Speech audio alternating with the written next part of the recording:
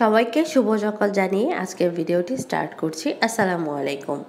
আশা করি যে যেখান থেকে ভিডিওটি দেখছেন সবাই আল্লাহর অশেষ রহমতে অনেক বেশি ভালো আছেন, সুস্থ আছেন। মেয়ের আজকে শেষ পরীক্ষা, তো শেষ পরীক্ষার দিন সকাল থেকে দুপুর পর্যন্ত কি করলাম, দুপুরের আয়োজনে কি ছিল, সেই সব কিছু নিয়ে ছোটোখাটো একটা ব্লগ আপনাদের জন্য তৈরি করেছি। আশা করি আপনাদের ভালো লাগবে। মেয়ের পরীক্ষা হচ্ছে সকাল 9টা থেকে 10টা। তো 9:45টায় আমরা স্কুলে পৌঁছে গিয়েছি।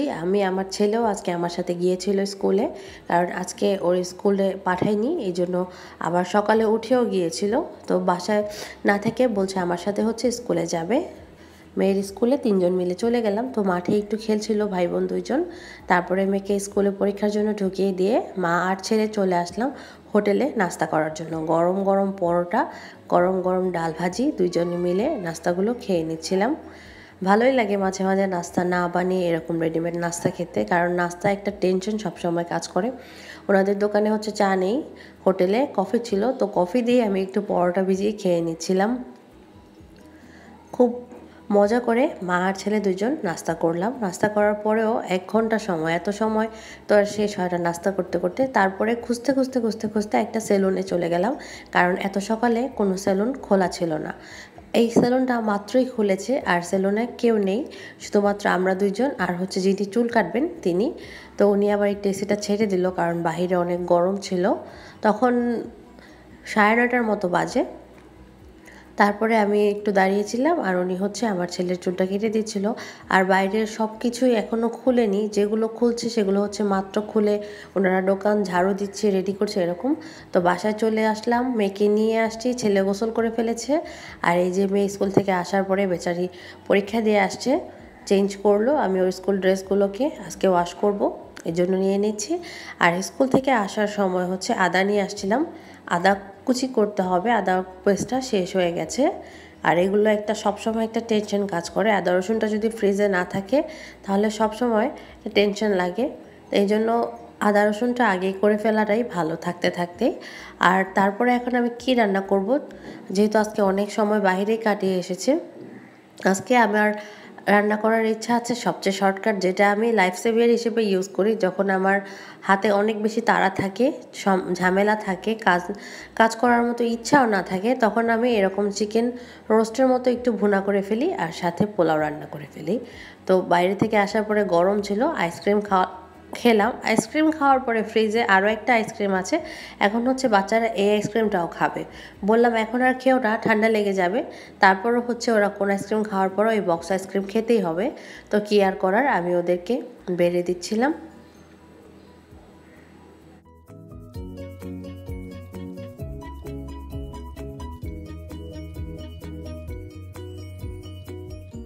আর এদিকে হচ্ছে আমার জন্য আম এসেছিল, আমগুলোকে আমি সুন্দর করে প্যাকেট থেকে খুলে ঝুড়ির মধ্যে রেখে দিচ্ছিলাম, যাতে করে আমগুলো নষ্ট না হয়ে যায়। আর আমগুলো অনেক বেশি সুন্দর ছিল।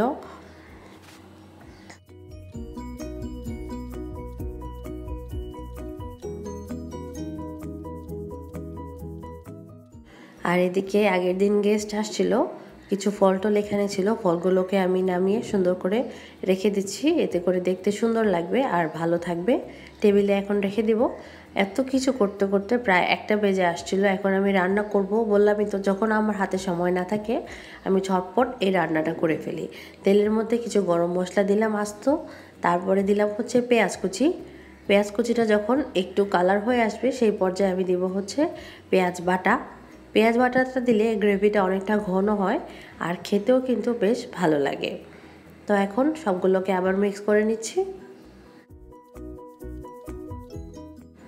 2 টেবিল চামচের মতো আদা রসুন দিলাম, আর সাথে দিব স্বাদ অনুযায়ী লবণ, যেহেতু আমি একটা সোনালী মুরগি সেটা রান্না করছি।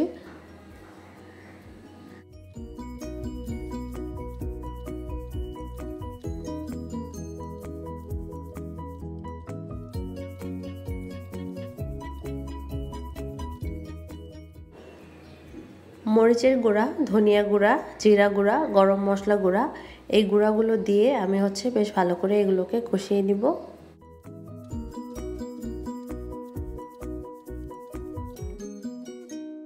সাথে দিব 1 চা চামচ পরিমাণ রোস্টের মশলা, এতে করে সুন্দর একটা ফ্লেভার চলে আসবে। তারপর এটাকে বেশ ভালো করে কষাতে হবে। যত ভালো করে এই মশলাটা কষানো হবে চিকেনটা তত বেশি কিন্তু সুস্বাদু হবে। তো চারদিকে থেকে দেখেন তেল উঠে গিয়েছে, অনেকটা ভাজা ভাজা হয়ে আসছে। এই পর্যায়ে আমি ধুয়ে ঝরিয়ে রাখা মুরগিটা দিয়ে দিচ্ছি।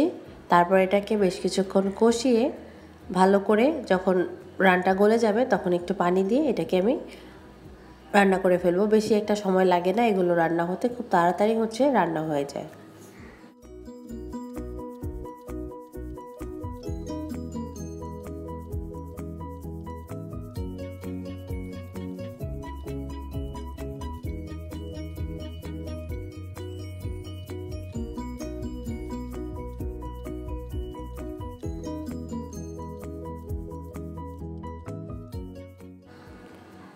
তো চিকেনটা রান্না হতে হতে পাশের চুলায় আমি বসিয়ে দিয়েছি পোলাও।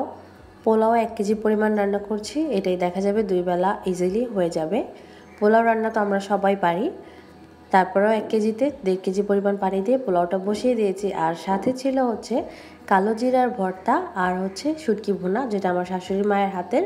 তো আলহামদুলিল্লাহ বেশ ভালো একটা দুপুরের মেনুও কিন্তু তৈরি হয়ে গেল।